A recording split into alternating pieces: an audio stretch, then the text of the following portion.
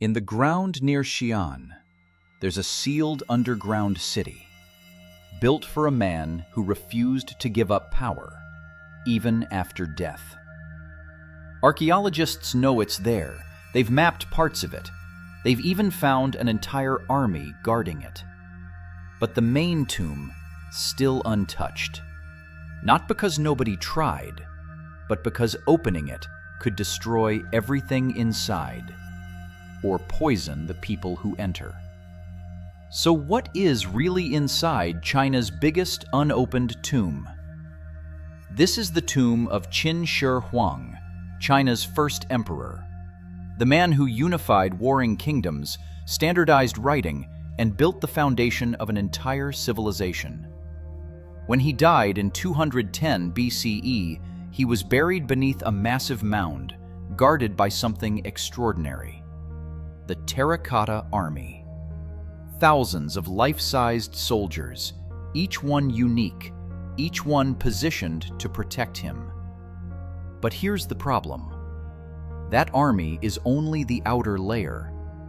Ancient texts describe something far more extreme: a sealed underground world, palaces, treasures, entire landscapes, locked away for over 2,000 years.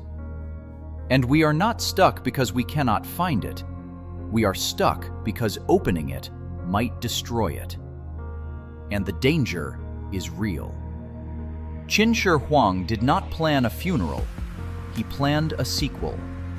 As a teenager, he ordered construction of his mausoleum, and it became a national-scale project.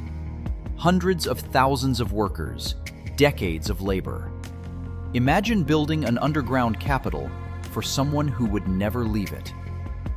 In 1974, farmers uncovered something unexpected. Rows of soldiers, horses, chariots, an entire army.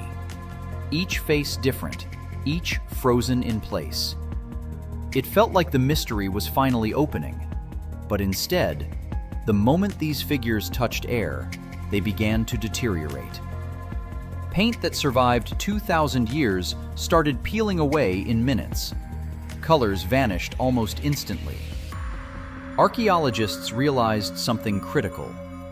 They were not just uncovering history, they were destroying it. So the question changed.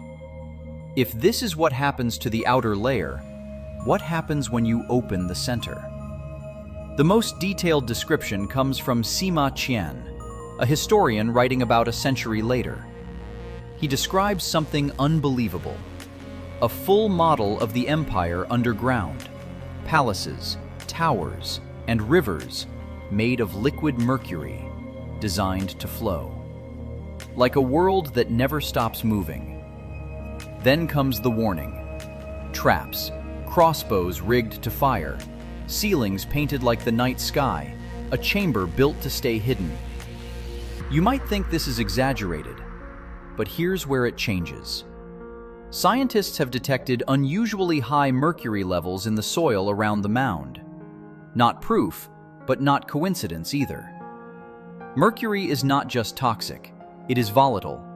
Disturb the wrong area, and you release poisonous vapor. Add unknown gases, sealed chambers, structural collapse, and suddenly, this is not archaeology, it is a hazard zone. Possibly one designed to fight back. But the biggest risk is not death, it is destruction. We have seen this before. King Tut's tomb opened in 1922. The world gained treasures, but also lost details forever. Materials dried out, colors shifted, structures weakened. Now imagine that scaled up. If this chamber contains painted walls, lacquered wood textiles, they may look perfectly preserved until the moment air touches them. Even a small shift in humidity could destroy them. Modern teams can scan the mound, radar, magnetic imaging, soil sampling. But opening it is different. It is not opening a door, it is breaking a system. And there is more at stake. This is not just a tomb, it is a national symbol. If it is opened and damaged, The loss is not just historical, it is cultural, it is political. So the dilemma becomes brutal. To see it, you might have to destroy it. So why has no one opened it? Because the real threat is not finding the chamber. It is time, air, and human curiosity. The Terracotta Army proved one thing: exposure can erase history faster than theft. The mercury reading suggests the ancient warnings might be real, and whatever is inside may not survive contact with the modern world. Here is the twist.